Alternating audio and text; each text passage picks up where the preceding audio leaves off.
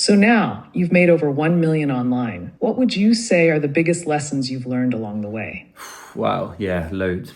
I remember I was stuck freelancing. I was working weekends, I was doing the whole evenings, I was doing everything, couldn't catch a break. And at the time, I found a mentor who wasn't specifically for freelancing, but I knew he'd built a good couple of seven-figure businesses. So I thought, I'd go for it. And I remember, right, first few lessons, I went in there and I thought, he's going to be teaching me marketing tactics, sales tricks.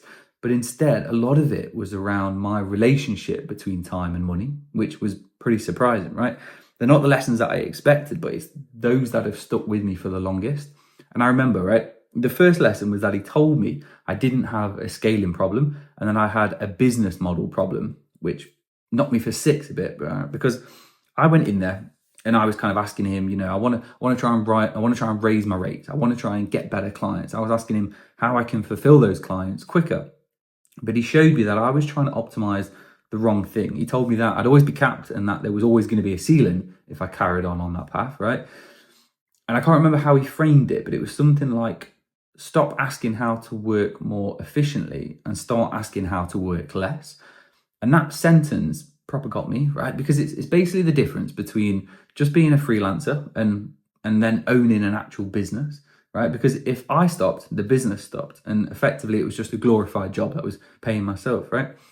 Another thing was all around systems, which I thought was just kind of this big fancy word for big companies, but he taught me that average people with great systems beat talented people with no systems, right? And I was obsessed with being the best, learning the latest tools, being able to do things faster, making everything look better. But once again, I was optimizing the wrong things, right? I was a one-man circus trying to do everything perfectly.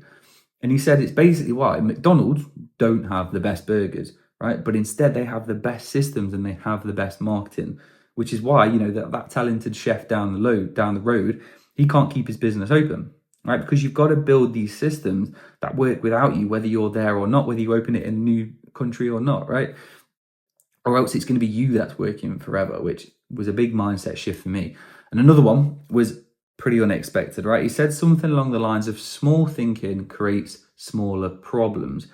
Bigger thinking creates bigger solutions, right? So in my head, it was always, well, how do I get the next client? But every single time he'd get me and he'd sit me down and he'd make me think bigger. So he'd look at me and he'd reframe it and he'd say, that's not what you should be asking. Instead, how do you get your next 100 clients without hiring 100 people? And it's little things like that really get you thinking. I was asking, how do I work faster? He was telling me, how do I work less, right? And I was focusing on little tactics. He was focusing on solving bigger problems at scale, right? He told me not to sweat the $1,000 problems and instead to focus on the next $100,000 at a time. And before I knew it, I was tracking to hit $100,000 in 30 days.